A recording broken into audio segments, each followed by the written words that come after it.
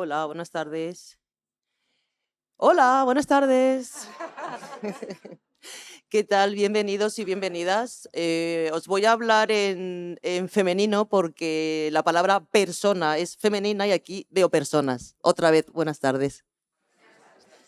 Gracias por acompañarnos esta tarde a la mesa de debate de la juventud que ha organizado la Mesa por la Convivencia. Esta tarde me voy a presentar. Yo soy María Belén Mea Buabonay, soy presidenta de la Asociación Sociocultural BUBI de Fuenlabrada.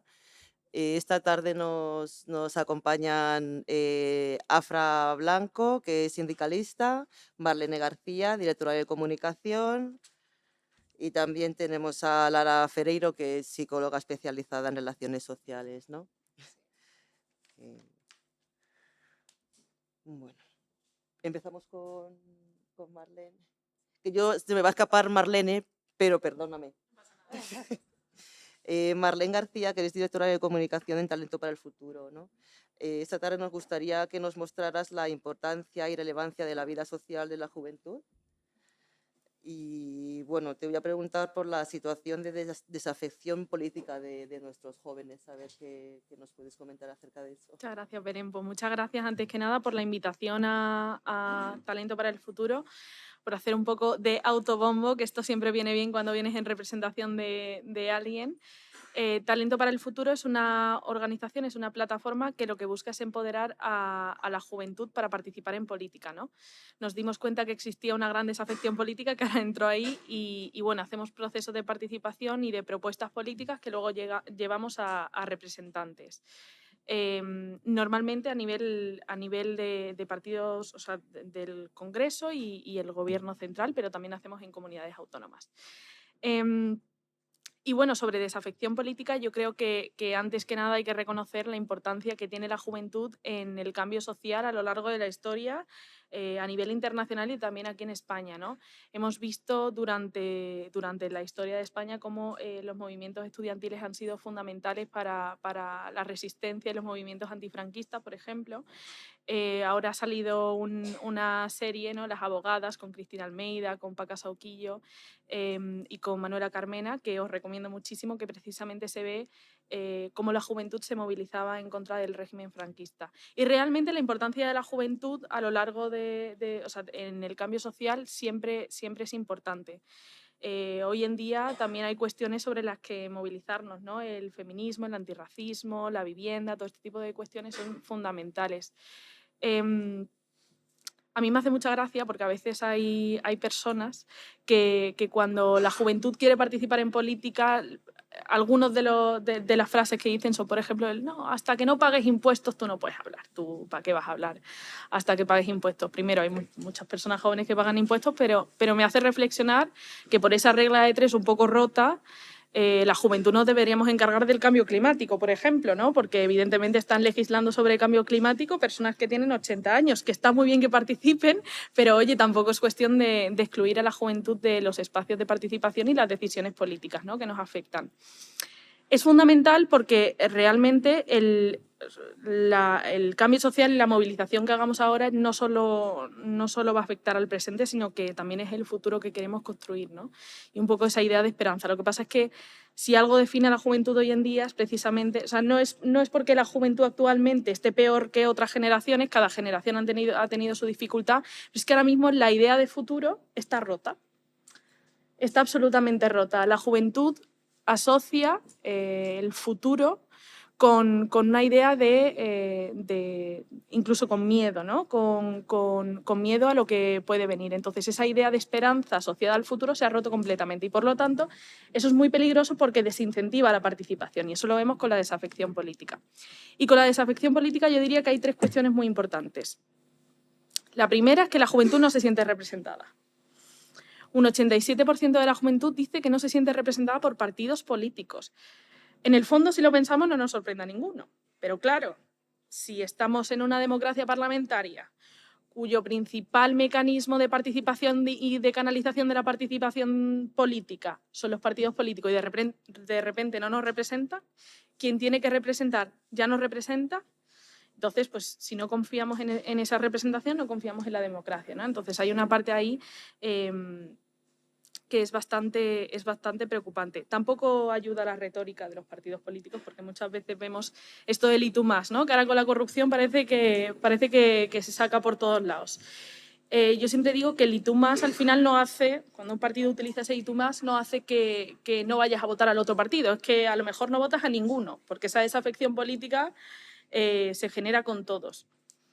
Además de esto que es muy grave, ¿no? Que es que la gente joven no se sienta representada, hay un segundo factor, que es que tampoco se siente escuchada. Un 92% de la juventud no se siente escuchada por los representantes políticos. Y es cierto que durante mucho tiempo hemos visto que esto está muy, digamos, asociado a la pirámide poblacional, ¿no? Que se ha hablado muchísimo, que los jóvenes no son rentables electoralmente. Es más, en un momento en el que la juventud, alrededor de 2013 creo que era, que la juventud tenía un desempleo juvenil del 56%, el tema en el debate público eran las pensiones y subir las pensiones. Y no digo que no sea importante, es absolutamente importante, pero estábamos hablando de subir pensiones que tenían que mantener una juventud que no tenía trabajo y cuyo salario medio es menor que la pensión media. Por lo tanto, se entiende que hay que prestar atención a todas las cuestiones y que es muy importante reivindicar la subida de las pensiones porque nuestros mayores tienen que vivir dignamente, pero también ver cuál es la situación de la juventud en este sentido. Y realmente la razón por la que hoy se habla de juventud realmente no es porque hayamos empezado a ser rentables electoralmente, sino porque de repente los problemas de la juventud son problemas sociales. De repente el problema de la vivienda no es una cuestión de juventud, sino que es una cuestión de todo el mundo. Entonces, quizás si se hubiese escuchado a la juventud hace 3, 4 años, cuando la vivienda ya era un problema, me pregunto yo si en 2024 tenemos que hablar de que estamos destinando el 70% del salario a pagar un alquiler, ¿no? O sea, realmente eso se ha convertido en una cuestión a hablar en el momento en el que ya no es un problema solo de la juventud, ahora sí lo vamos a tratar. Y esto es muy peligroso, porque realmente lo que hace es que la juventud siente que sus problemas se ignoran, que no es algo que tiene que estar en el debate político. Y por lo tanto, si mis problemas no están en el debate político, no tienen una solución en el ámbito político, ¿yo para qué me voy a participar en política? ¿No? Si encima el principal canal, que son los partidos políticos, no me interesan, ¿para qué voy a participar en política? No os preocupéis que luego se pone la cosa un poco más positiva, ¿eh? Primero hay que hablar de la situación un poco mala. Y luego, si todo esto lo combinamos un poco, ya vemos que hay una desafección con la propia democracia. El propio sistema no convence a la juventud. Y es que no es ninguna sorpresa. Especialmente entre varones jóvenes, un 26%, un 26%. Vamos a pensar en la gente que conocemos, 100 personas, 26 personas de esas 100, 26% de hombres jóvenes estaría dispuesto a vivir en un sistema autoritario según qué circunstancias, ¿no? Como alternativa al sistema que tenemos. Esto es muy grave. Esto es realmente grave. Estamos viendo que todos estos factores combinados a lo largo del tiempo generan que, evidentemente, si este sistema no funciona, se supone que el sistema democrático tiene que tener pues, unas ventajas en la participación, en la solución de las preocupaciones sociales, que no lo tiene un régimen autoritario, entendemos. Pero si tampoco este sistema está dando solución a los problemas de la juventud, es que vivir en Madrid, en Madrid, en muchos lugares de España, un piso te cuesta 1.000 euros y a ver cómo está el piso muchas veces. Es cierto que en diferentes lugares es diferente, pero es que el salario medio son 1.000 euros entre la juventud y el que tiene trabajo y el que... Entonces, evidentemente, la situación no está siendo favorable como para que la juventud sienta que la democracia es un lugar en el que se dan soluciones a sus problemas. Y también es cierto que mi generación, por lo menos, yo tengo 24 años y mi generación hemos crecido escuchando el concepto de política, por lo tanto política aquí en España entendemos como democracia también, asociado a crisis y corrupción. O sea, yo recuerdo antes saber que era una crisis y saber que era corrupción que saber que era política. Y realmente, cuando tú creces escuchando este tipo de conceptos, evidentemente, este sistema no es un sistema que apele a la juventud, y es un problema, es un problema. Yo siempre creo que el problema o digamos que la solución para la desafección política es más participación. Si tú creas más espacios de participación y le enseñas a la gente que realmente su voz tiene algún sentido dentro de la participación, entonces encontrarás que la gente se acerca a la participación política. Pero hasta entonces es un poco complejo. Y entonces, ¿qué nos sugieres para combatir, para solucionar, para modificar o acercar a esos jóvenes a la política? A mí me gustaría saber si con los jóvenes con los que trabajáis o con los que trabajas, llegan por iniciativa propia, porque han trabajado antes o por inquietudes personales, ¿no? No quiero pensar que los jóvenes no se acercan a la política, o es que no saben qué es la política o por eso no se acercan a ella. No sé si me explico. Yo creo que la juventud siente que la política no va a solucionar sus problemas. Ahora bien, sí es verdad que algo que estamos viendo, y esto tiene mucho que ver con las nuevas formas de participación, algo que estamos viendo actualmente es que como la gente joven no cree en los partidos políticos, de repente se involucran en asociaciones apartidistas. Ojo, apartidistas, no a políticas.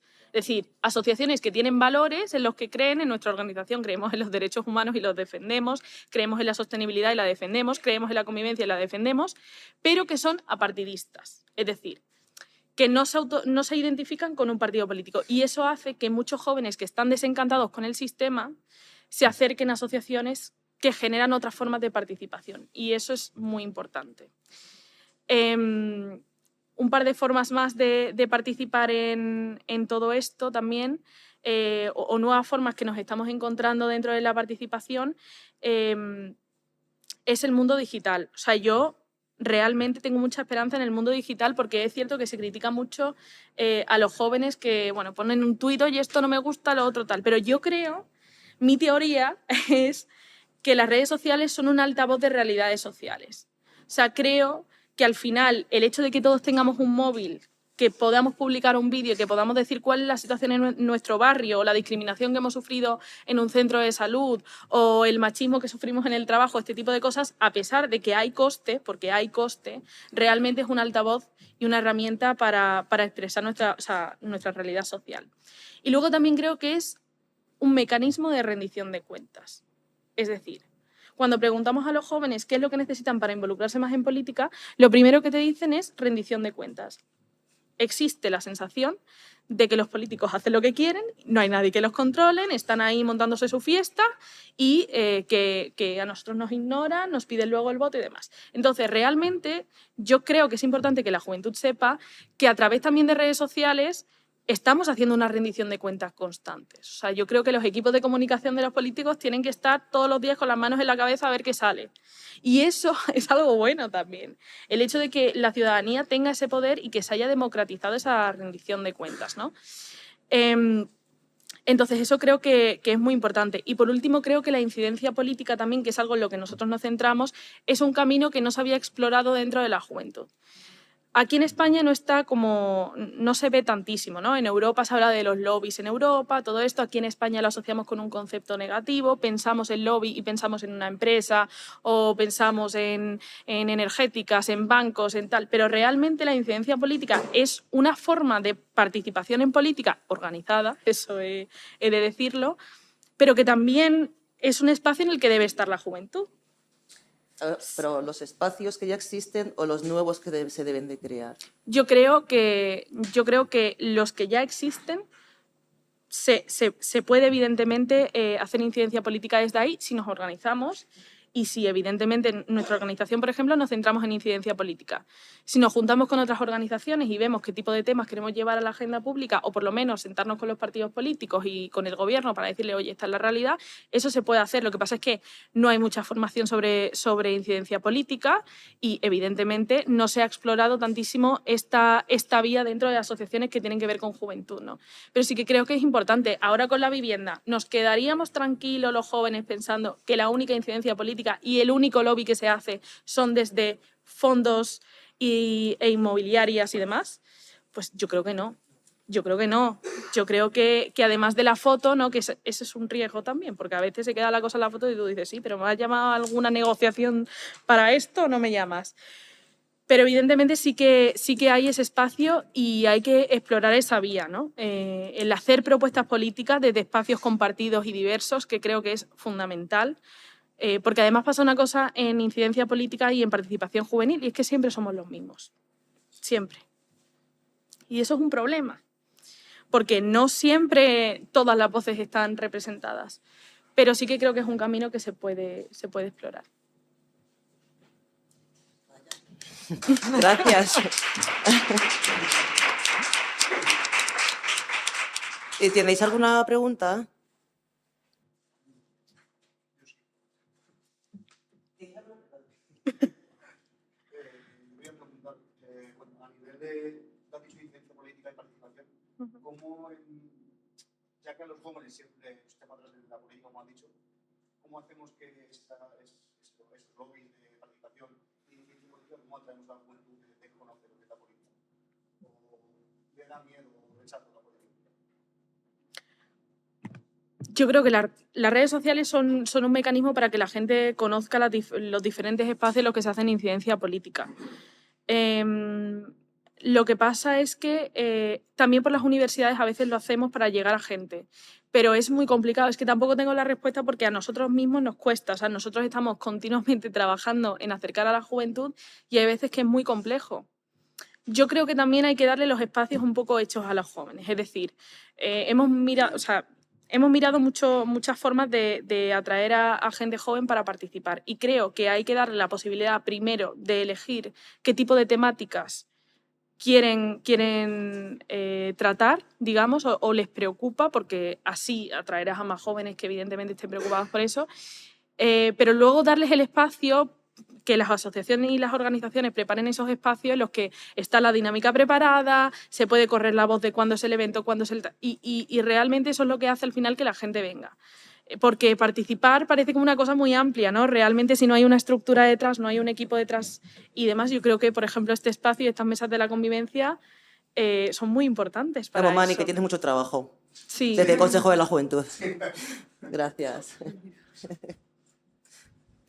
Bueno, vamos a continuar con Lara Ferreiro, psicóloga especializada en relaciones sociales, saludables y vínculo con la sociedad. Bueno, nos cuentas un poquito tu punto de vista y nos hablas sobre los datos de consumo del alcohol en jóvenes, su porqué y esas cosas que nos preocupan tanto. Pues muchísimas gracias a todos por venir. A mí me gusta hacerlo, bueno, pues un poquito también os voy a preguntar a vosotros. Gracias a, bueno, pues a los que me habéis invitado. Estaba abrumada viendo el esfuerzo que estáis dedicando porque creéis realmente en que los jóvenes accedan a una educación, bueno, pues de incluir a todo el mundo. No sé, enhorabuena a todos porque estoy muy, muy emocionada de estar aquí. Y os voy a contar, yo soy psicóloga, bueno, empecé a estudiar ingeniería industrial 4 años y odiaba las matemáticas. Entonces un día yo estaba con 22 años leyendo un libro de autoayuda. Y entonces me hacía un test, no sé aquí quién le gustan los test de autoayuda y todas estas cosas, que levanten la mano. Muy bien, veo la gente que está concienciada. Total, que me hacía preguntas sobre mi vida, en plan, ¿te gusta lo que haces? No, ¿te ves haciendo esto el resto de tu vida? No. Y pone, si tienes más de 5 noes, tienes un problema y yo tenía 10. Entonces yo pensé, vale, esto empieza muy mal con 22 años y me cambié a psicología y es mi pasión. Entonces, cualquier proyecto, cualquier cosa, de hecho, bueno, me apunto, tengo un libro que luego habrá un regalito al final, un sorteo que ya os contará Ana, bueno. Entonces, empecé a meterme en el mundo de psicología y acabé, por curiosidad personal, en un centro de adicciones durante un año. Adicciones a todo tipo, alcohol, drogas, y hoy os quiero contar bueno, pues, el alcohol en jóvenes y cómo yo lo viví también como psicóloga, porque es algo muy abrumador, ¿no? Lo tenemos muy normalizado, pero debajo de eso, bueno, pues hay un grandísimo problema social. Los datos son abrumadores. A día de hoy, ¿qué pensáis? Así lo vamos a hacer un poco a voz alzada. ¿Cuál es la edad que los jóvenes empiezan a consumir alcohol? ¿Qué me diríais? Un poco. A ver. Muy bien, os veo muy puestos. Sí, 12, 13 años, ¿vale? E incluso empiezan con el coqueteo, a pensar en la idea o ya a beber a los 9. 9 a 10 años. Incluso un dato que yo trabajo en televisión analizando cosas. El otro día hablamos de un caso de un niño que con 8 años tenía acceso al alcohol, a la pornografía, relaciones sexuales. Bueno, es brutal. Las edades cada vez es más frecuentes y son más jóvenes en el inicio del consumo, con todos los problemas que implica, ¿no? 1 de cada 3 adolescentes se ha emborrachado en el último mes. 1 de cada 3. Es decir, vais por la calle, 1 sí, 2 no. Las cifras son abrumadoras. ¿Qué pasa? Que de estos jóvenes, el 20% van a ser bebedores problemáticos. ¿Qué significa? Siempre en adicciones tenemos 3 niveles, ¿vale? En adicciones, en consumo de alcohol, de lo que sea. Uno es el uso, otro es el abuso y otro es la adicción. El uso es, pues yo a lo mejor, oye, pues voy un día a una cena, tomo un vino, ya está. El abuso es cuando necesitas esa sustancia para un fin, para socializar, que ahora os explicaré que eso también es un drama en jóvenes, y ya la adicción es que es tu identidad. De hecho, yo lo vi en el centro de adictos, no solo es un problema de esa persona, sino familiar. Lo peor o de las peores cosas que le puede pasar a una persona es una adicción, porque tu cerebro está secuestrado, quiere eso, a cualquier precio, es muy, muy complejo. ¿Por qué creéis que los jóvenes se emborrachan? ¿Cuál es la finalidad de emborracharse, del uso del alcohol? ¿Qué pensáis? Vale, muy bien. Inhibirse, ¿qué más? Genial. Pues fijaos lo que dicen los estudios. El número 1 es la socialización, es decir, esa falta de habilidades sociales hace que tú te emborraches o que quieras usar el alcohol como un medio para un fin. De hecho, a mí me lo cuentan en terapia, es decir, yo es que no soy más divertida cuando bebo. ¿Cómo que eres más divertida cuando bebo? Tendremos que desarrollar las habilidades sociales. Entonces, motivos del consumo en jóvenes del alcohol. 1, diversión y placer. 2, relacionarse con los demás. Pues para ligar, luego superar la timidez, porque fijaos qué problemón tenemos, ¿no? Estamos más conectados que nunca, pero más solos, que esto es brutal. Luego el número 4 son para superar los problemas. Superar los problemas será para inhibirte un rato, porque luego los problemas siguen ahí, ¿no? Y luego, en el 5.º motivo, decían que les gusta el sabor. Digo, no sé de qué, porque hay algunos que saben un poco regular.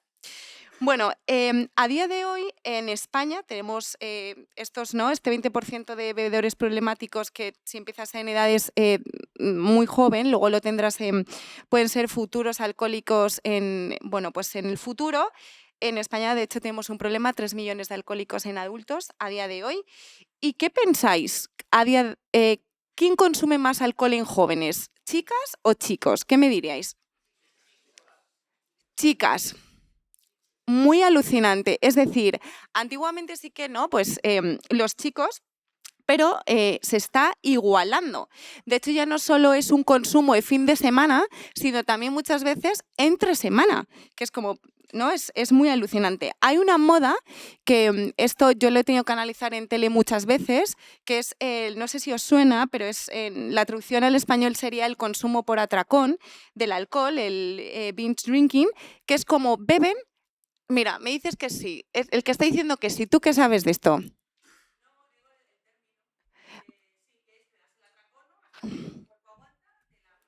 Exacto. ¿Y el de azul? Muy bien. ¿Y el de azul que estaba así? Muy bien. Oye, os veo superpuestos. Exacto. Es como beber hasta reventar. Exacto, hasta reventar. Y encima, el consumo suele ser en menos de 2 horas. Imaginaos la sobredosis que puede haber. Esto es una moda en Estados Unidos y en Inglaterra, pero ya está en España y además el problema de todo esto es que se asocia a ser guay. Es decir, el alcohol no se asocia a algo malo, como una adicción potencial, sino yo soy muy guay y mi identidad es el alcohol, ¿no? Entonces, ¿qué pasa? Que es muy interesante, nuestro cerebro y la personalidad se forma hasta los 25 años. Luego, digamos que tenemos como un bloque compacto que ya es muy difícil. Si yo, por ejemplo, soy extrovertida, pues antes de los 25 años lo seré en la vida adulta. Si yo soy introvertida, es decir, se va desarrollando el cerebro y la personalidad durante muchos años. ¿Qué pasa? Que nosotros antes de la adolescencia lo que importa son nuestros padres. De hecho, yo veo mucho trauma en terapia. Luego, en la adolescencia lo importante son los iguales, que los demás te quieran. Los demás, estamos obsesionados con los demás, y más en España. ¿Vale? Entonces, ¿qué pasa? Que tú, como quieres esa deseabilidad de que te quieran los demás, vas a beber, vas a utilizar cualquier cosa, no sabes poner límites cuando te ofrecen alcohol, drogas, que iremos también a esta derivada tan peligrosa, con lo cual tú, por ese sí, por esa aceptación de grupo, puedes anular incluso tu propia identidad y puedes acceder a cualquier cosa.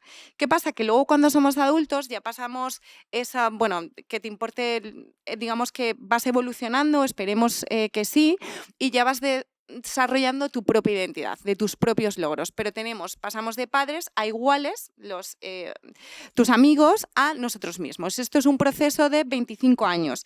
Fijaos los riesgos, que el 25% de las muertes en jóvenes, detrás de eso está el alcohol, en el sentido de accidentes de coche, ¿no? Hay gente que a mí me ha dicho, jóvenes, en plan, yo he cogido el coche bebido, pero bebido a nivel, y yo, pero vamos a ver, o sea, esto, ¿no? Esa educación respecto a esto, por supuesto, pues los comas etílicos, la sobredosis, porque además cuando somos los jóvenes no tiene el cerebro desarrollado, ¿no? Entonces esto también puede ser un problema. El año pasado, ¿cuántas personas creéis, cuántos jóvenes que fueron a urgencias por un abuso de alcohol o porque estaban mareados ya comas etílicos? ¿Cuánto pensáis? Que las cifras en toda España son bastante abrumadoras. Bueno, 200.000 jóvenes, ¿vale? Fueron atendidos en los hospitales por este abuso del alcohol. 70% hombres, 30% mujeres jóvenes. Con lo cual, esta ingesta abusiva, bueno, pues es problemático. Incluso también se habla del desarrollo de enfermedades del tipo pues, cardiovasculares, cánceres, incluso también todo el tema psicológico. De hecho, este mes para mí es muy importante porque es el mes de la salud mental. Los psicólogos tenemos 3 fechas. Una es el 10 de octubre, la salud mental. Otra es la Navidad, porque hay mucho trauma. Luego en enero todo el mundo viene a divorciarse, es tan fatal. Y luego San Valentín, el amor, claro, que hay que fomentarlo. O sea, no es un mito, es cierto.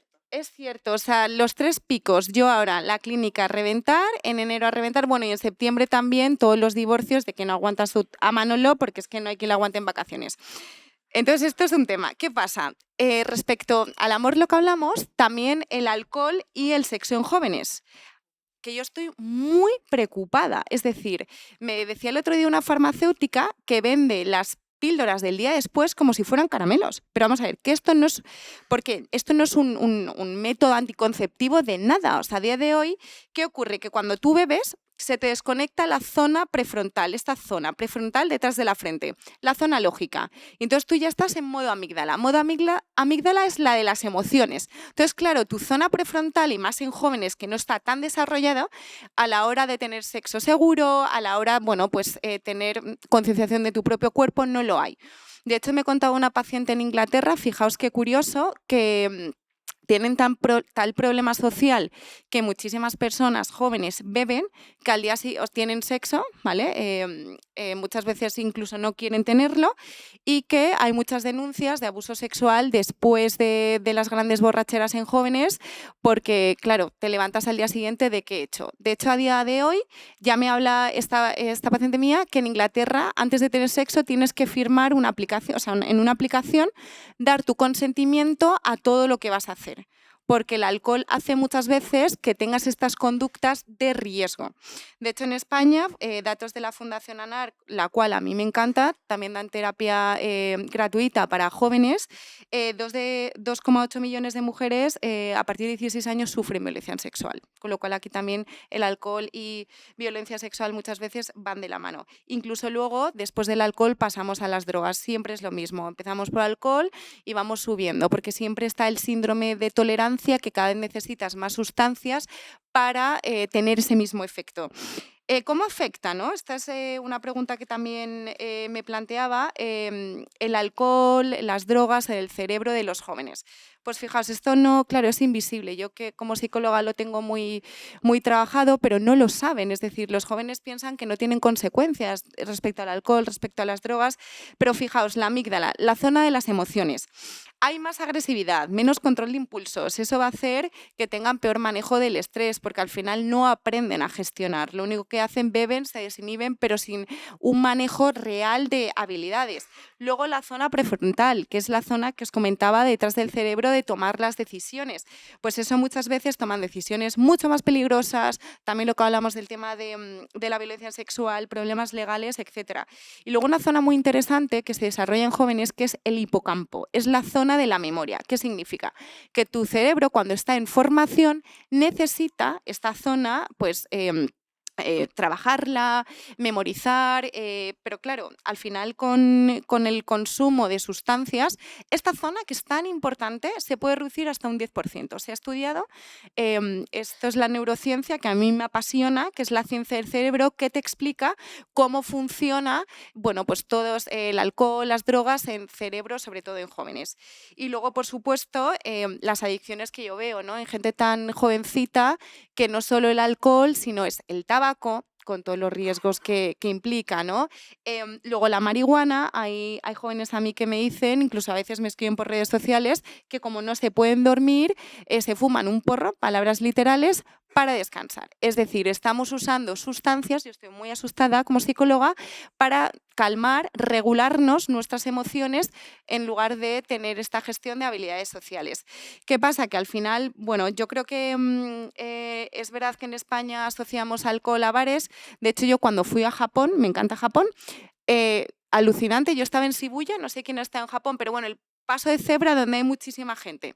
Total, que me vino un japonés y me dijo bares, bares, en español. Y yo diciendo, claro, o sea, la imagen que tenemos en España, es verdad que tenemos 190.000 bares, esto es como orgullo nacional, ¿no? Entonces, pero hay que tener mucho cuidado porque debajo de eso hay adicciones. Y lo último que quería plantearos es, ¿no?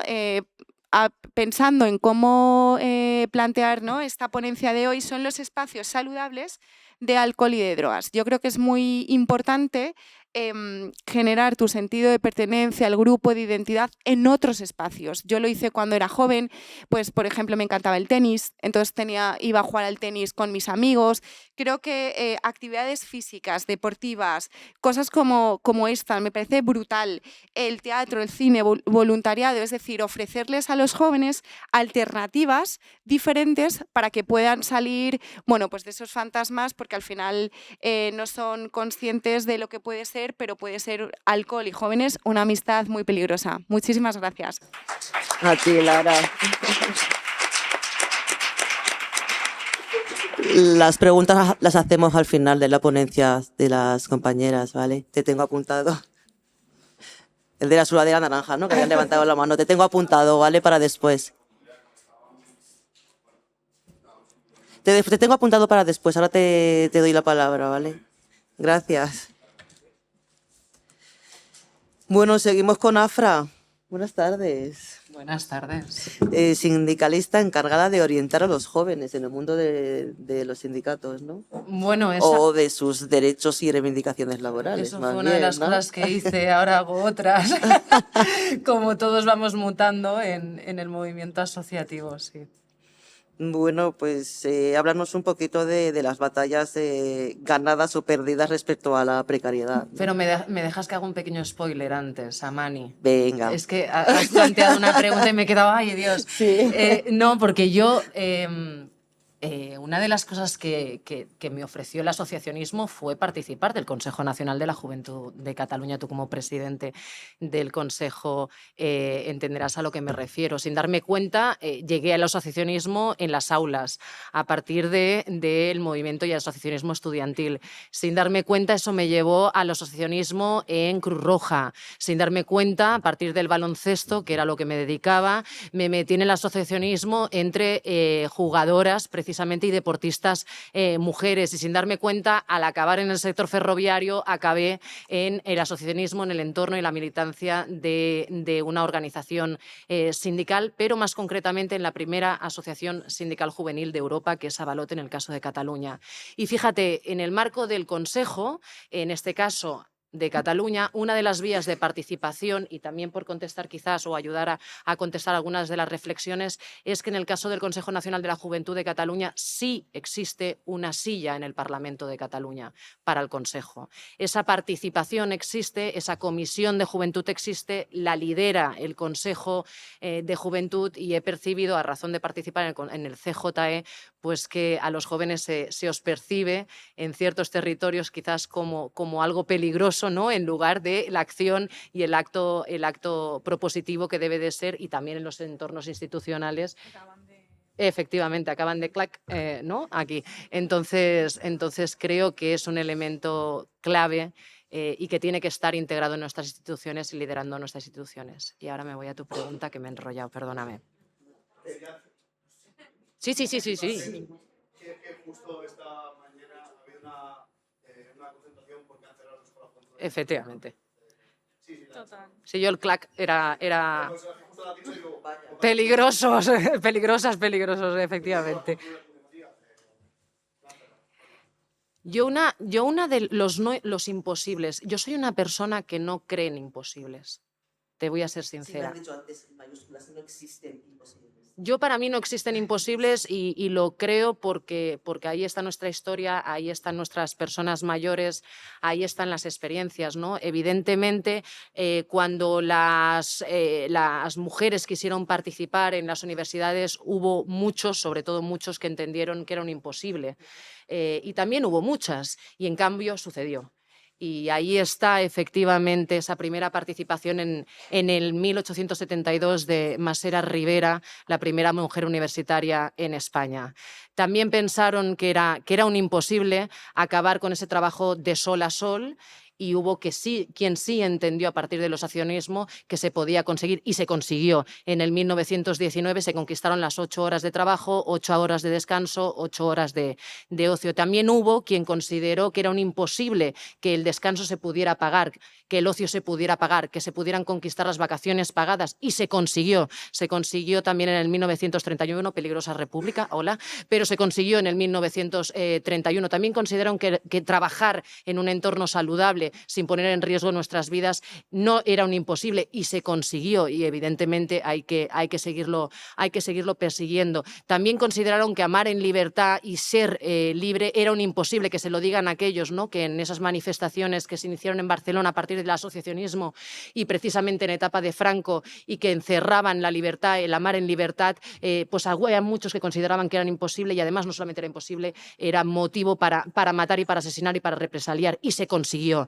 Por lo tanto, no existen imposibles. Al menos para mí no existen imposibles. Ahora bien, y ahora va el momento.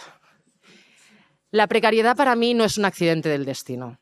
Pase por delante. Y no le voy a poner quizás el nombre de juventud, porque aquí hay orígenes de clase, evidentemente, y de colectivos, y que atraviesan todas las edades. Creo que es el resultado de un sistema, lo mencionaba Marlene antes, perverso, que no pone en el centro a las personas, y que pone en el centro el beneficio y el expolio del capital. Entonces, a partir de aquí tenemos la experiencia en el marco del derecho. ¿Por qué se trabajaba de sol a sol? ¿Por qué no existía seguridad en el trabajo? Porque el trabajo digno y seguro no era un derecho. Cuando se transformó en derecho, reconocido en nuestra Carta Magna, reconocido en nuestro Estatuto de los Trabajadores, reconocido el trabajo como digno, como trabajo para la suficiencia de una vida digna, reconocido también en la Carta, en la Constitución Europea, que es la Carta Social Europea, reconocido también en la Declaración de Derechos Humanos, cuando se reconoce como un derecho fundamental y universal, entonces el capital, el abuso del capital, empieza a fluctuar. Dice, uy, que se me acaba el chollo. Uy, y que de repente además hay políticas y movimientos que se mueven, asociacionismo que se mueve para hacer de ese derecho un hecho. Y entonces el capital, el expolio del capital empieza a fluctuar. Y hablabais las dos de vivienda. Y habrá quien diga, no, pero bueno, la vivienda es un derecho. En nuestra Carta Magna ahí parece que sí, pero que no los poderes fomentarán, pero no fomentarán principio rector. No lo es. Pero dices, y en eso se escudan. Pero dices, a ver, vamos a pensar. Si nuestra Carta Magna no lo reconoce como principio fundamental, igual hay quien sí que lo reconoce. Ayer mismo se ha presentado la primera demanda ante el Comité Europeo de Derechos Sociales para hacer de la vivienda, que efectivamente es el gran elemento precarizador a día de hoy, el derecho a poder ser ciudadano de pleno derecho, que es la transición real, no es el tener un trabajo. El verdadero derecho a ser un ciudadano de pleno derecho es el derecho a tener un techo, es el derecho a poder vivir. Y eso, la garantía fundamental, el servicio básico, te lo ofrece también la vivienda. Entonces, ayer se planteó esa demanda ante el Comité Europeo de Derechos Sociales porque dicen, ostras, hay una Constitución que es la Constitución Europea y igual es que en España no está regulado como un derecho, pero igual tenemos que dejar de hablar de la vivienda como políticas de vivienda y hablar de la vivienda como un derecho. ¿Cómo lo hacemos? Y nos hemos ido a la Carta Social Europea y hemos visto, ostras, pues el artículo 31 dice que es un derecho. Y nosotros tenemos la obligación de cumplirlo. Nuestras instituciones y administraciones tienen la obligación, igual que con el trabajo se hizo, de convertirlo en derecho. Y ya no solamente eso, es que también España está vulnerando el artículo 16, que es el de la protección a las familias. Si no tengo derecho a la vivienda, ¿cómo voy a proteger a mi familia? Y también está vulnerando el artículo 17, porque está vulnerando la protección de las personas migrantes, el colectivo más vulnerado. Y también está vulnerando el artículo 30 de esa Constitución Europea de la que nos hemos dotado, que es precisamente la protección contra la pobreza. Y digo contra la pobreza porque la vivienda hoy es elemento generador de pobreza.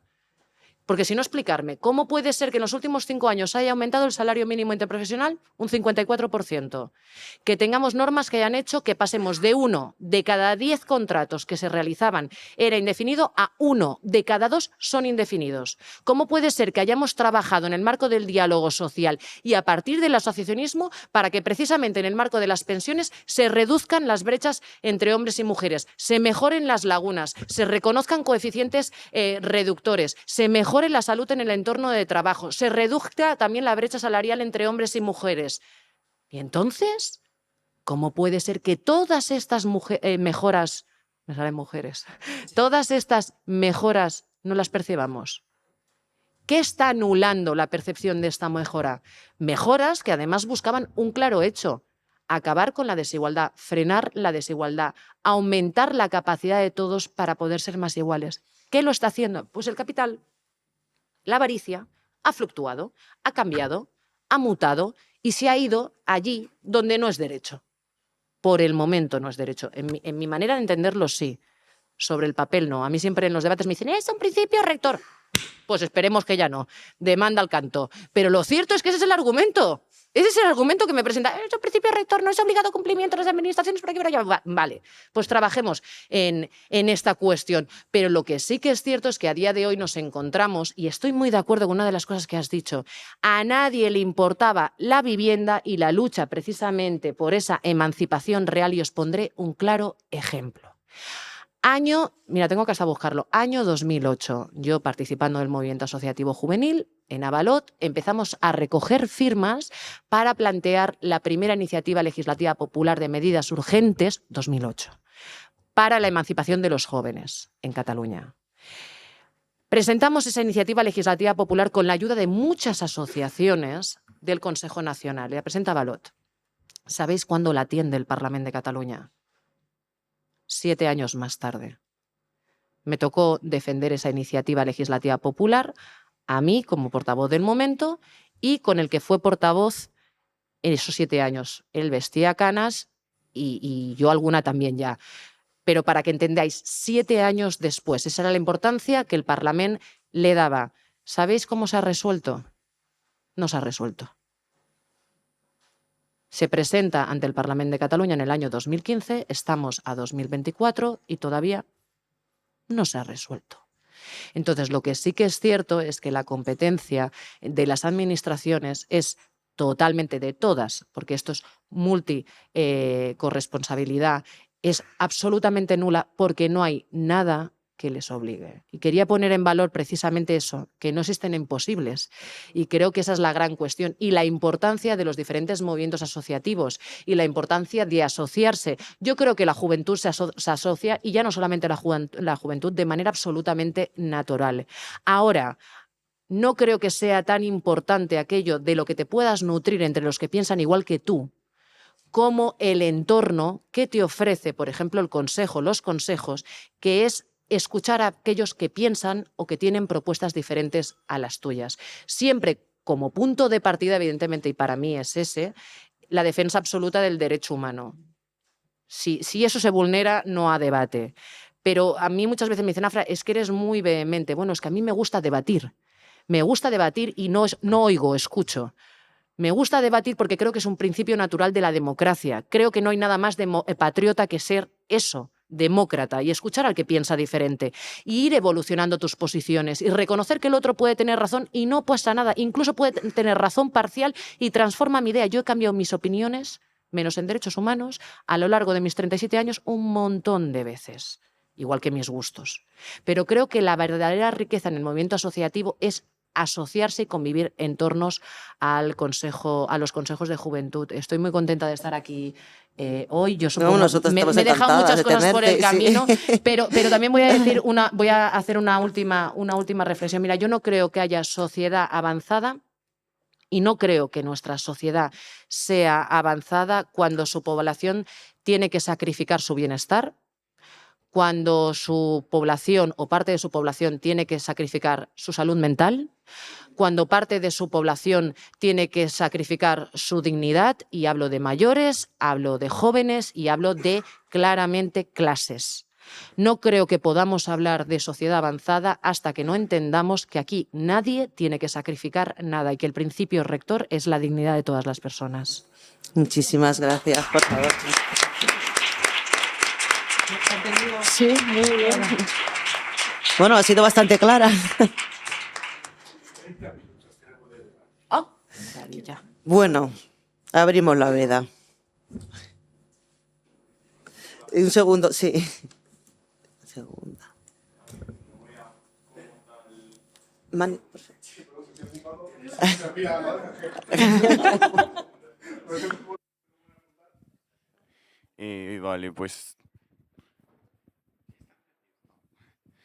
pues mi nombre es David, por empezar, y a ver, me ha parecido realmente interesante, pues, en el discurso de Lara, pues cuando ha abierto espacio a la reflexión, pues de qué es lo que, bueno, pues lo que mueve a las personas jóvenes, adolescentes, pues al consumo del alcohol. Y a ver, justamente ahí iba a decir pues una de las razones, y no era como tal preguntar, sino decir uno de los motivos por los que pienso que los jóvenes pueden empezar a beber. Y yo pienso que no siempre se tiende a pensar que es el círculo social lo que hace que ellos beban, porque sí, es verdad. Mucha gente pues es capaz de hacer cosas que van en contra de sus hábitos, de sus valores, etcétera, con tal de incluirse, con tal de sentirse aceptados. Es como el centro del universo, sí, pero nunca se habla pues de los rituales que ya están normalizados en las familias. Hay muchos pues adolescentes que llevan creciendo durante toda su infancia en un entorno en el que se ve pues lo más normal del mundo, pues todo lo relacionado con el consumo del alcohol. Entonces hay cosas que ya se están grabando desde niños, lo ven normal, y ellos me refiero, si los referentes paternos ya tienen una serie de comportamientos, los niños quieren ser igual que los padres cuando sean mayores. Entonces eso es lo que primeramente habría que cambiar antes que lo demás. Es lo que pienso. Pues muchísimas gracias por la reflexión. Es que es muy interesante porque nosotros aprendemos cuando somos niños de varias formas. Uno es por el aprendizaje vicario, que es por observación. Quiero decir, si yo, por ejemplo, he visto cómo mi padre o mi madre bebe alcohol en casa, es decir, yo eso lo voy a normalizar. De hecho, es muy interesante, pero siempre ahora mismo se habla de un concepto que es romper el círculo. No sé si os suena, ha sido muy famoso a raíz de la película, ¿la habéis visto?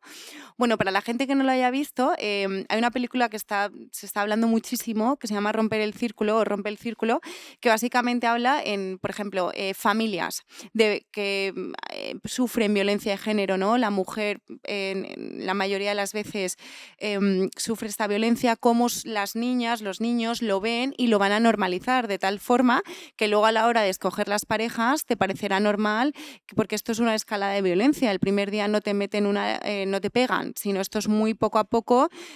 A mí, ¿no? En la universidad, entender el ciclo de la violencia, el ciclo del alcohol, fue un proceso para mí de entendimiento. Entonces, lo que está diciendo el compañero, los niños pueden aprender y normalizar el alcohol por ese aprendizaje vicario.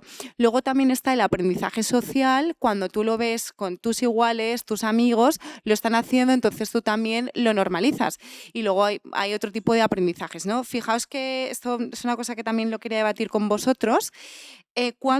O sea, hay un porcentaje que es el 40% de los jóvenes menores de edad acceden al alcohol sin problemas.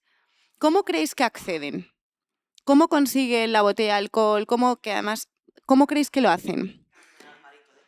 Vale, muy bien. ¿En casa qué más? Porque son más ocurrentes. Exacto, bank. Eso es, ¿vale? E incluso en la encuesta salía que tú vas al supermercado del barrio y le dices a alguien, oye, venga, ¿te importa comprarme un poco de alcohol? No le conoces de nada. De hecho, bueno, en la pandemia se vio todos los hábitos de consumo, y entonces van a una persona desconocida y entonces pues consiguen alcohol de una forma muy fácil y, por supuesto, en casa. Es decir, o sea, al final, si tus padres tienen pues botellas de gin tonics, de lo que sea, tú al final lo coges, ¿no? Y entonces esto, pues, claro, lo tenemos que, yo creo que esto el problema cómo se ataja, ¿no? De varias formas. Siempre es lo que se llama de una forma holística. Primero la educación, creo que no la hay a día de hoy en España, además está súper normalizado y somos como muy divertidos cuando vemos. La educación desde casa, la educación desde el centro, también con psicólogos, ¿no? En este caso, charlas divulgativas y luego, por supuesto, relacionarse de otra forma. Y al compañero que ha preguntado, a mí me gustaría preguntarte, tú a día de hoy, tus hábitos, sí, al que has preguntado, por ejemplo, tú el alcohol, si bebes o no, y cuál es tu finalidad. ¿Lo haces para desinhibirte, no? O sea, me gustaría también que me contarais vosotros. A ver, yo es que no considero... El ejemplo que he aportado realmente pues es de todo lo que he visto, de que nos hemos parado a pensar, porque sí, los padres, pues pasa muchas veces lo típico, ¿no? De, pues cuando eres pequeño vas a todos los sitios donde ellos vayan y, por ejemplo, un fin de semana, pues que a lo mejor quedan con unos amigos para ir a la terraza, pues sí suele pasar lo típico de, pues venga, una ronda más y nos vamos para casa, o frases así que normalizan el consumo, pero no es que yo diga está súper normalizado beber a todas horas, no, eso ya son casos excepcionales, pues de los padres que llevan a maltratar a sus hijos pues por la bebida o que han perdido un trabajo, etcétera. Pero yo hablo de lo que suele pasar en la mayoría de familias y que seguramente muchos de nosotros pues la hayamos podido vivir de cerca. Me habías preguntado entonces con respecto a cómo... Claro, o sea, tú, por ejemplo, si bebes, ¿cuál es la finalidad? Claro. Un poco... A ver, pues yo pienso, quizás en la adolescencia o en los primeros años de mayoría de edad incluso, porque es verdad que cuando tenemos 18 años recién cumplidos tampoco estamos preparados como para afrontar la mayoría de edad. Se nos queda demasiado grande. Es como, digamos, el pavo de los 18. Entonces, sí, es verdad que al principio hay mucha parte de desinhibición, también parte de curiosidad de, pues, a ver a qué sabe o a ver si me siento integrado en el grupo. Luego es cierto que una vez ya pasa el tiempo, yo lo que siento es, pues bueno, si salgo alguna vez esporádicamente, si surge simplemente, si realmente me apetece, a mí me ha llegado a pasar de, empiezo nuevo en un instituto, vamos 10 personas a un bar, yo a lo mejor ese día no me apetece beber o, bueno, directamente hay bebidas que no me gusta beber, me pido un refresco y ya ha habido una persona que ha pedido, pues 10 cervezas. Y yo cuando les digo que yo no bebo cerveza y les digo que se lo beban ellos, ya Sí. me miran un poco raro, pero Vamos, es verdad que- que como ya somos adultos me aceptan en el grupo. me Que aceptan. resumiendo, que consumes Sí. alcohol, pero no lo haces porque te quieras sentir mejor, Claro. sino porque lo hacen tus amigos o algo así entendido, ¿no? Más o Cuando menos. realmente me apetezca y me sienta en condiciones y poniéndome los límites. Si yo veo que me voy a encontrar mal, yo ya paro O sea, radicalmente. tú crees que controlas cuando bebes. Creo que controlo, pero es un ejercicio difícil y que no todo el mundo se puede permitir decir Claro. que controla, porque es Vale. parte de Vamos realidad y parte de a- mito. Exactamente. Vale, gracias. Muchas gracias. Es que tenemos como muchas manos levantadas ahí detrás, ahí. Aquí a tu izquierda.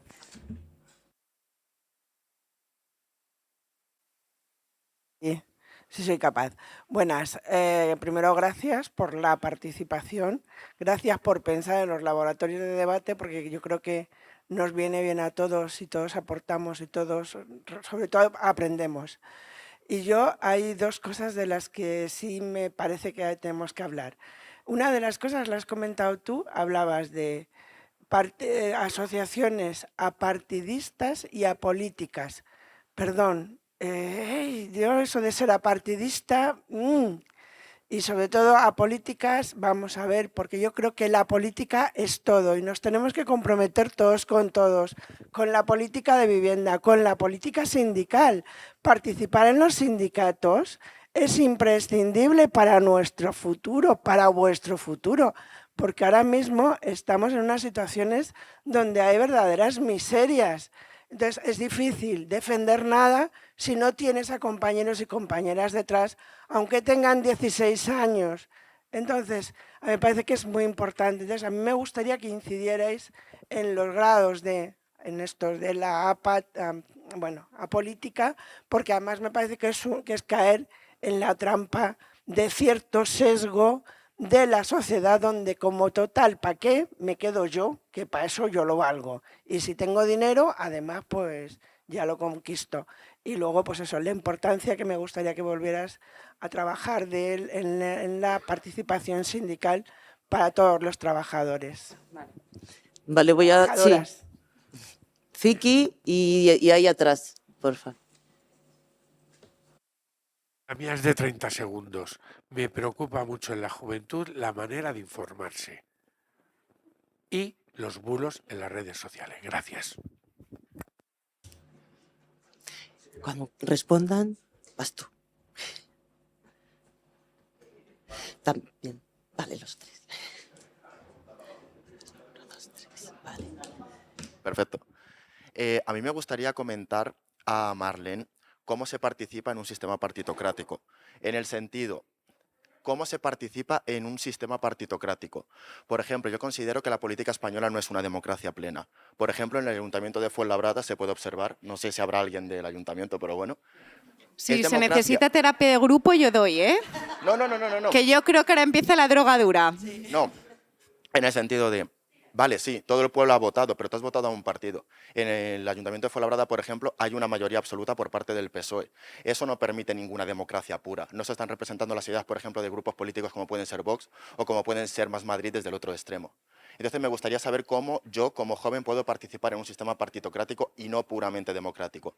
En pueblos pequeños existen, por ejemplo, los concejos abiertos en los que todo el mundo puede votar, que no existe un ayuntamiento como tal. Pero yo, ¿cómo me puedo implicar en la política municipal, por así decirlo, o estatal en otros contextos? Y luego también me gustaría decirle a Lara, porque yo considero que también España es un país que consume muchísimo alcohol, es bastante costumbrista. Yo, por ejemplo, vengo de Polonia y en Polonia se consumía muchísimo alcohol, todo el rato, era social. Entonces sí que me gustaría saber, porque yo, por ejemplo, tú cuando vas a un bar o cuando vas a una discoteca te viene 12 euros, 2 copas. 15 euros, 3 copas, ahora con chupito. Eso es costumbrista. Te están obligando en cierta manera a que lo consumas. Nadie te está poniendo la opción de refresco. Y si yo quiero, por ejemplo, yo no bebo. Si yo quiero ir a la discoteca, si las 2 copas, me las tengo que tragar también. Y luego también me gustaría comentar qué opinas acerca de la adicción al sexo. Porque también me parece un problema muy importante. Por ejemplo, hay estudios recientes en el que el 10% de la población española consume prostitución, es decir, 1 de cada 10. En esta sala, por estadística, al menos 4 personas o 5 han consumido prostitución a lo largo de su vida. Entonces también me gustaría recalcar qué opinas acerca de la adicción al sexo, porque me parece muchísimo más peligrosa que la adicción al alcohol. Muchas gracias. A mí me gustaría diferenciar el consumo a la Como cada prostitución, uno a la haga 12 pornografía, que son preguntas, no totalmente contestan, ¿eh? diferentes. Claro, pues ¿quién empieza a contestar? ¿O cómo lo hacemos? ¿Empiezo? Sí, Empiezo vale. en un momento. Antes que nada, muchísimas gracias a la compañera por la pregunta sobre, bueno, o también por la aclaración esta de apartidista o apolítica. No sé si se me ha entendido bien, entonces voy a profundizar un poco en esto. La organización desde la que yo vengo es apartidista. Y lo que he comentado es que realmente ante la desafección que existe de la juventud con los partidos políticos, antes, o sea, ahora hay un cambio generacional. Realmente mis padres, mis abuelos realmente consideraban que la participación política se canalizaba a través de la juventud y de los partidos políticos. Esa era la forma en la que se hacía y de la manera en la que te asociabas y te afiliabas y todo este tipo de cosas. Ahora, debido a que la juventud, y esto está muy relacionado con el compañero, no confía en los partidos políticos, las asociaciones apartidistas pueden ser una opción para seguir participando en política.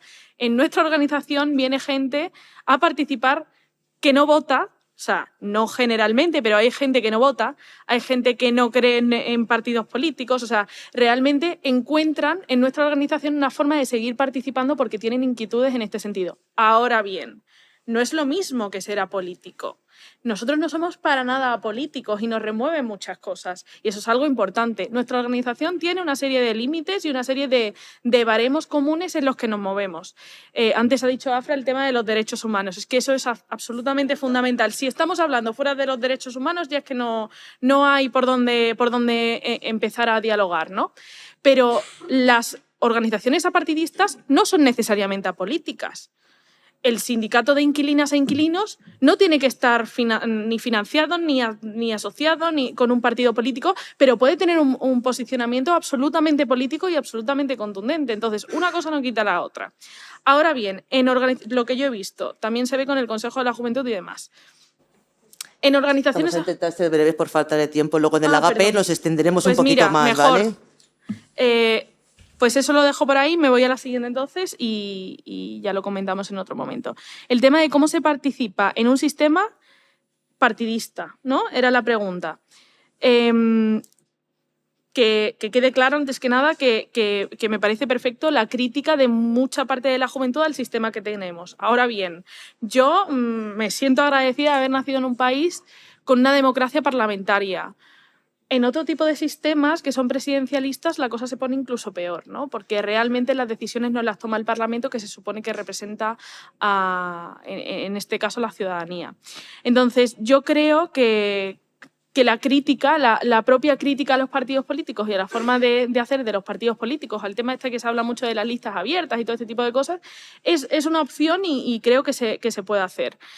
Mientras, pues te animo a participar en organizaciones apartidistas en las que también se hace política y se hacen propuestas y evidentemente hay posicionamientos políticos y se puede llegar a conclusiones y a propuestas muy interesantes. Creo que es una opción precisamente para personas como tú que quizás no tienen esa confianza en esos partidos políticos. Así que yo creo que... Vale. Con respecto a lo que me comentabas, ¿no? Del sindicalismo. Mira, una de las cosas que a mí, cuando empecé a colaborar en espacios de debate, me dijeron, ¿cómo te retolamos? ¿Cuáles son tus estudios? Lo dije, pues mira, mis estudios están asociados a la inteligencia artificial.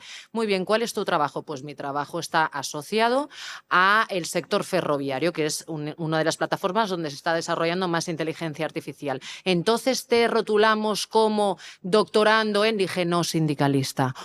Sindicalista. Es que yo creo que cada uno de los trabajadores y trabajadoras... El sindicalismo no es esa plataforma a la que tú vas a pedir servicios. Yo no lo he entendido así nunca. El sindicalismo en este país, como en todos aquellos en los que han ido logrando luchas y conquistas sobre derecho, ha sido a partir de la organización de todos los trabajadores y todas las trabajadoras. Creo que cualquier trabajador o trabajadora tiene algo de sindicalista o debería de tener algo de sindicalista. Entonces, cuando me he encontrado en debates que me decían, ¿pero qué habéis hecho en el sindicato? ¿Qué os habéis movilizado? Digo, sí, nos vamos a movilizar el próximo sábado. ¿Tú también estarás, no? No, yo no. Ah, ¿no? Ah, ¿no? O sea, me estás diciendo a mí que yo me mueva por ti, pero me estás reclamando a mí que yo me mueva por ti. ¿Por qué? Entonces, el concepto del sindicalismo creo que desde hace unos años para aquí es errado. Creo que cualquier persona trabajadora debería de sentirse sindicalista. Y si no es así, debemos de hacer también y sobre todo una reflexión profunda las organizaciones sindicales, que me consta que la hacemos diariamente.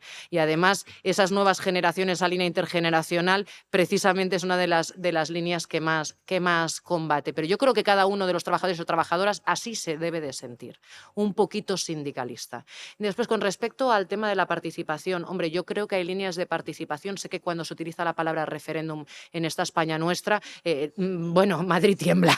Pero existe el referéndum no vinculante. Es una de las líneas de actuación que se pueden adoptar. Simplemente propongo una línea encima de la mesa para recabar la opinión de los vecinos y de las vecinas. Bueno, es una propuesta que ahí dejo, como dejo también la de la participación directa en comisiones de juventud liderada por las propias organizaciones. Y los bulos.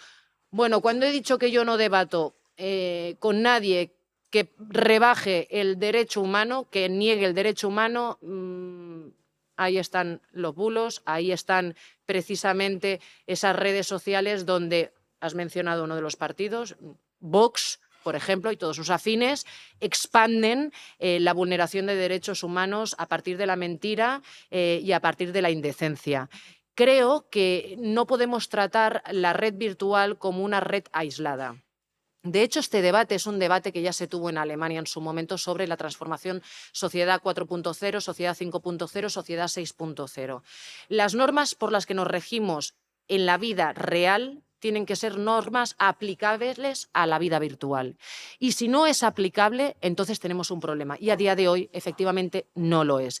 Existe persecución, existe a partir de la invisibilización también, del anonimato, existe el acoso, existe la vulneración de derecho humano, existe la violencia en redes sociales, también existe en la vida real, pero ahí está penado, ahí está perseguido, ahí está denunciado, o podemos denunciarlo y tenemos que seguir denunciándolo y mejorándolo. Pero en cambio en las redes sociales no, y esa opacidad en la que se escuda esa extrema derecha vulneradora de derechos humanos, pues es algo que la red social tiene que perseguir, porque por otro lado sí que creo que siempre cuando la persona esté en el centro y esa inteligencia artificial sea para hacernos más eficientes, para hacernos más felices y más conocedores y más dignos, es válida. Pero hoy por hoy no puedo decir que sea válida precisamente porque es un elemento propagador de la vulneración de derecho humano. Muchas gracias. Vale, y respecto a la adicción al sexo, bueno, esto es un temazo, que esto el año que viene en las jornadas tendríamos que tener solo esto, pero bueno, brevemente las adicciones. Hay de dos tipos. La primera son adicciones conductuales, la ludopatía, la adicción al sexo, y luego están las adicciones a sustancias. Siempre tenemos dos categorías. Dentro de estas adicciones conductuales, donde no participan sustancias, está el sexo. Hay 3 millones de adictos al sexo en España. La proporción es 5 hombres y 1 mujer. ¿Esto qué ocurre?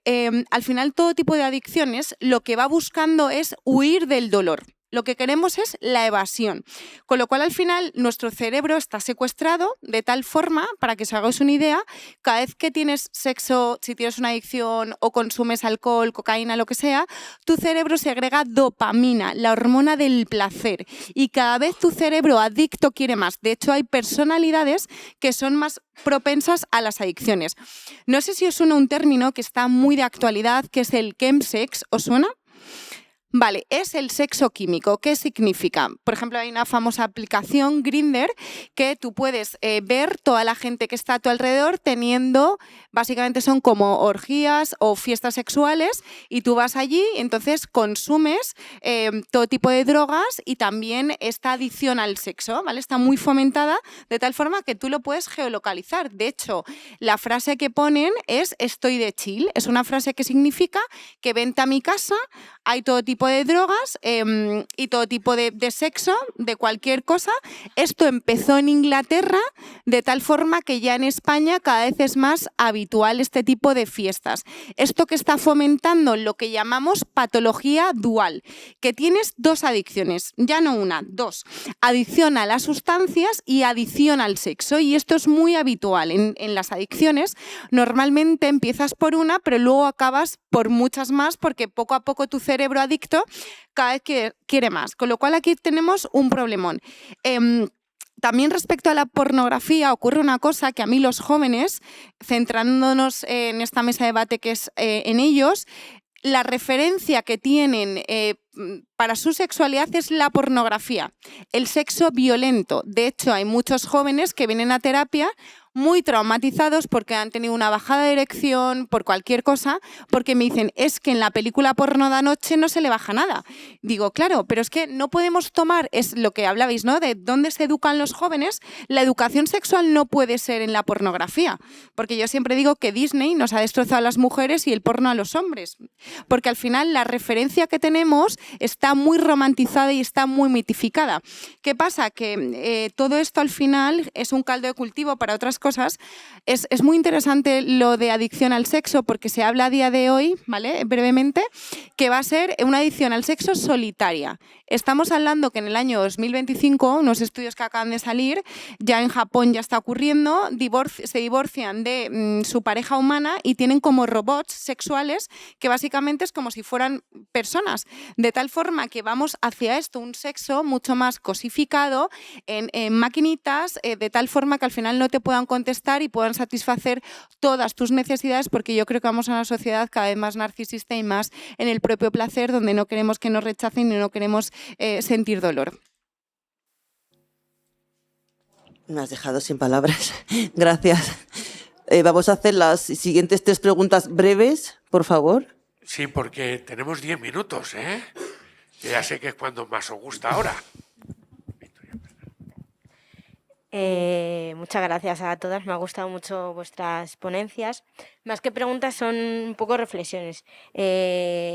Marlene, has estado hablando de las nuevas formas de participación.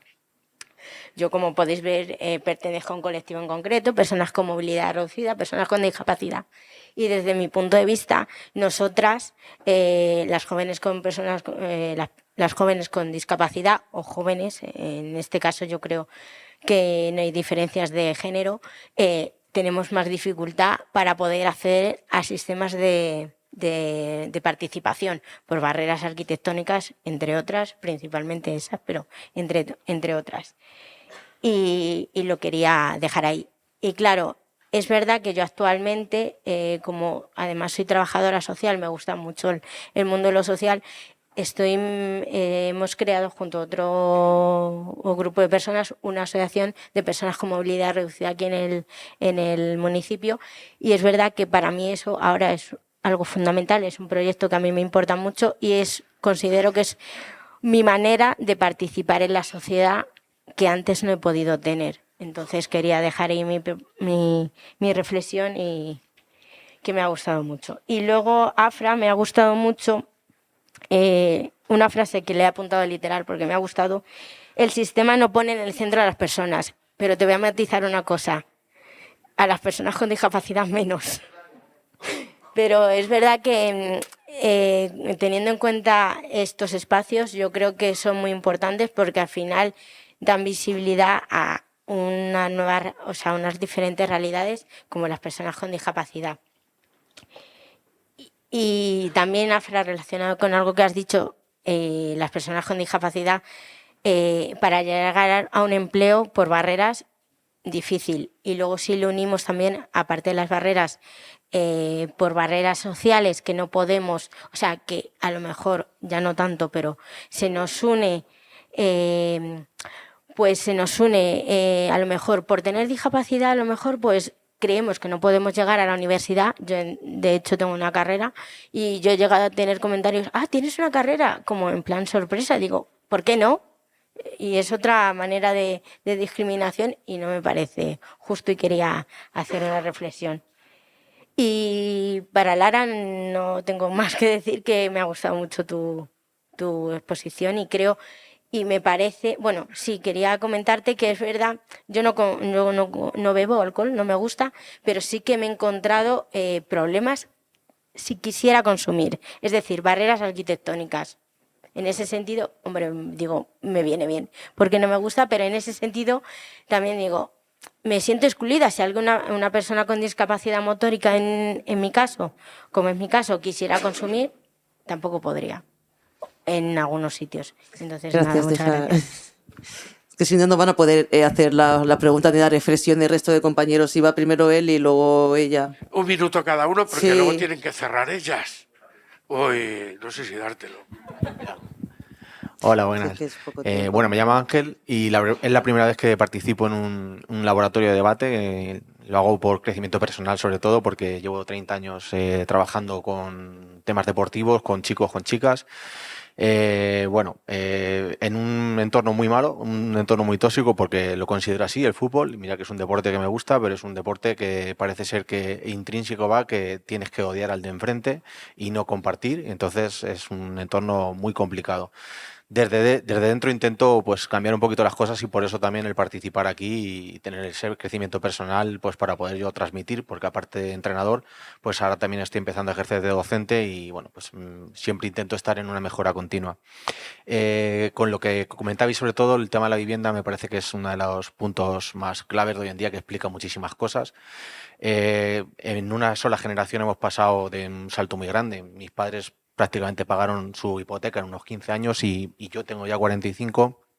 Yo ya voy a ir por 40 hasta que termine de pagarlo.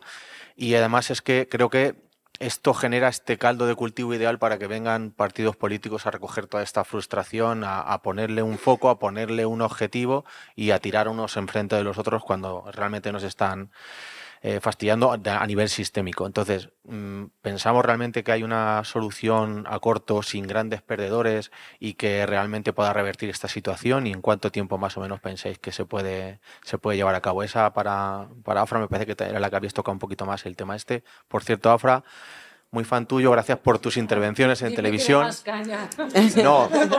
No, pero es que también trabajo con empresarios y entonces el escucharte muchas veces a mí me inspira y me das herramientas para poder defenderme, así que gracias, te lo agradezco. Gracias Y luego a ti. con respecto al tema, que te he escuchado decirlo de la aplicación esa de consentimiento sexual en Inglaterra, cuando ya estás inhibido, ya estás en ese... ¿Qué funcionamiento tiene ya la aplicación? Si tú ya no estás rigiendo, no rige bien de aquí, no rige bien a la hora de teclear un teléfono, entiendo yo. No sé si hasta qué punto tú como psicóloga le ves a eso utilidad y si realmente eso puede funcionar y es de utilidad. Y con esto ya, final. Gracias. ¿Cómo os gusta? Kiki, ¿Quedaba? levanta la mano. No, Tienes un minuto para cerrar y responder y ya. Bueno, más bien, mi nombre es Besha. Yo quería exponer un problema, ¿no? Como primero agradecer a todos los ponentes que han podido hablar y también mencionar un problema que hay en la población inmigrante, ¿no? Yo he llegado aquí joven, con 20 años, como habla la psicóloga, el problema de consumismo y problema de droga. Quería exponer esto, por ejemplo, yo he nacido en la República Democrática de Congo, nunca había bebido, nunca había fumado un porro, pero cuando nosotros llegamos aquí nos insertan en sitios donde están las personas con enfermedad de drogas. Entonces tú compartes y convives con esas personas que tienen enfermedad adictiva y tú eres una persona que llega en un país, no sabe hablar tal vez el idioma, pero tu compañero es una persona que es adicta, que con lo cual lo que te puede ofrecer es solamente una bebida o una calada o un poco de marihuana o esto. Entonces quería exponer ese problema porque estoy aquí como joven inmigrante que llega en España, pero que veamos también ese caso, porque cuando estamos hablando de una forma juventud, nuevos modelos de participación, yo creo que hay que mirar en todos los jóvenes inclusivo, ¿no? Esto es lo que quería exponer y gracias, Afra, me encantas y gracias.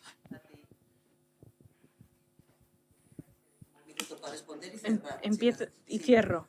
Eso. Muy bien. ¿Cuál es tu nombre, perdona? Victoria. No, pero bueno, muchísimas gracias, Victoria, un poco por la reflexión.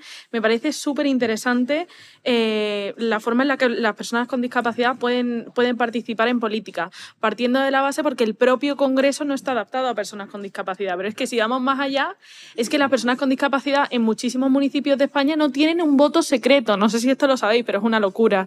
Os recomiendo que le echéis un ojo a eso porque realmente las dificultades ya en lo más simple, ¿no? En el el voto para las personas con discapacidad es absolutamente brutal. En nuestra organización precisamente hay personas con discapacidad que participan y esto que comentabas de cómo participar, hemos hecho un pacto para una democracia más accesible en el que precisamente hacemos propuestas concretas para la participación de las personas con discapacidad desde el votar, al participar en la juventud de un partido político, a acceder a contenido online para las personas que tienen discapacidad visual, absolutamente todo, ¿no? Incluso a tener un cargo político, que esto es otro reto que también existe. Entonces, hay organizaciones que realmente nos preocupa este tipo de situaciones que no se hablan, ¿no? Pero además, desde la discapacidad, hay una organización súper importante en España y en Europa, que es la ONCE, que además tiene unas juventudes de Unión Progresista de la ONCE con la que precisamente hemos hecho este proyecto y es súper interesante, ¿no? El participar a través de ahí. Entonces yo recomiendo participar en JUP absolutamente. Y luego, simplemente un par de cosas. ¿Solución a la vivienda? Yo creo que sin perdedores, había dicho la persona, ¿no? Sí, yo creo que simplemente hay que elegir quién va a ser el perdedor, ¿no? Si los de siempre o no, pero perdedores siempre hay en todo. Y luego, por último, ya cierro, el tema de la desinformación. No lo he tocado antes, pero me gustaría transmitir un mensaje y si os podéis quedar con esto sería maravilloso. En el momento en el que nos están intoxicando con desinformación, que además no es casualidad, ¿no? Afra también lo mencionaba, o sea, está planeado que sea así y se hace conscientemente, están pervirtiendo absolutamente nuestra participación política. Se están cargando nuestra libertad para decidir porque nuestro juicio se basa en la información que nosotros tenemos. En el momento en el que eso se rompe, están pervirtiendo la democracia y, por lo tanto, están manipulando a la democracia en este sentido. Entonces, hay que tener mucho cuidado con esto porque realmente están guiando nuestras opciones políticas, a lo mejor en contra de nosotros mismos. Entonces, simplemente eso para terminar. Súper rápido. Victoria, me has trasladado al momento sindical más hermoso que yo viví, que fue del brazo de una persona muy próxima a mí, que tenía esclerosis múltiple y que ya no está. Haciendo sindicalismo en el sector ferroviario y cogiéndole del brazo, cogiéndomela a mí, porque las barreras para dejarle ser una persona libre existían. Y cuando intentamos combatirlo en las asambleas, en los sectores y en las estaciones, y cuando planteábamos la importancia de lo que tú has dicho, ¿no? esa eliminación de barreras en los entornos sociales, en la vida diaria y también en el mundo laboral, la respuesta de la empresa era: no, pero si nosotros no impedimos contratar a nadie que tenga movilidad reducida. Y dices, ya, ¿y cómo accede a su puesto de trabajo? Algo tan básico como esto, ¿no? Entonces me has trasladado a esas muchas luchas que todavía nos quedan y me ha refrescado además una etapa muy, muy bonita de mi vida. Por ejemplo, pues mira, lo que antes decía, no hay imposibles y ese no puede ser un imposible. Ángel, muy rápido. En materia de vivienda, yo considero, hay actuaciones a corto, a medio y a largo plazo. Cuando nos dicen que la solución exclusivamente pasa por construir, yo les diría que ¿para quién? Y que quiénes van a construir, y que sean sinceros y digan cuánto tardan, y que la sociedad no está preparada para esperar 25 o 30 años a tener un parque de vivienda público en régimen de alquiler social suficiente para toda la demanda actual y necesidad vital actual. Por lo tanto, también se necesitan medidas a medio y corto plazo. Yo a corto plazo lo digo y lo seguiré diciendo, la intervención del mercado. La intervención del mercado siempre atendiendo a que yo no digo que no ganen, digo que ganen menos. No va de que nadie pierda, pero es que ahora, efectivamente, como decía Marlene, pisos turísticos en centro, nada. 14.000 pisos turísticos sin licencia, compromiso en 3 años de 15.000 viviendas públicas. Y directamente, Besha, me ha recordado también a los enormes riesgos psicosociales que existen en el entorno de trabajo. Los problemas de salud mental se considera que el 90% de ellos emanan de los entornos del trabajo. Todavía no tenemos legislación en materia para protegernos de riesgos psicosociales, estrés y recordar que la primera causa de muerte en el entorno de trabajo trabajo es derrame cerebral. La segunda, ataque cardíaco. Todo relacionado con el estrés y con la falta de entornos saludables. Ya está. Bueno. Gracias. Bueno. Te va a tocar pues, ser muy breve, por desgracia. Y no Pues es nada, por súper breve. intención. Lo primero es gratitud. Yo vivo desde ahí. Muchísimas gracias por estar aquí, por invertir energía en esto, en estos debates tan maravillosos. Y luego, muy práctica, porque yo intento serlo, son recursos. Imaginaos que tenéis algún joven o conocéis gente de vuestro entorno que tenga problema con el alcohol y las drogas. Hay centros gratuitos, os voy a decir alguno de ellos, que podéis recurrir. Primero de todo, la Fundación ANAR es espectacular. Trabaja con jóvenes y niños que tienen todo tipo de problemas psicológicos y hay ayuda gratuita para todo el mundo. Luego también está el CAID, CAID, que es el Centro de Atención Integral a Drogodependencia, donde es de acceso gratuito para todo el mundo y tienen psicólogos, psiquiatras, es decir, que se puede salir de las drogas porque el problema es familiar, individual y social. Por supuesto, Psicólogos Sin Fronteras, incluso mis propias redes sociales, psicóloga_Lara Ferreiro en Instagram. Todo lo que yo os puedo ayudar, creo que al final es lo más importante, es ayudarnos a los unos a los otros. Y yo siempre digo la misma frase, que sin salud mental no hay salud. Muchísimas gracias.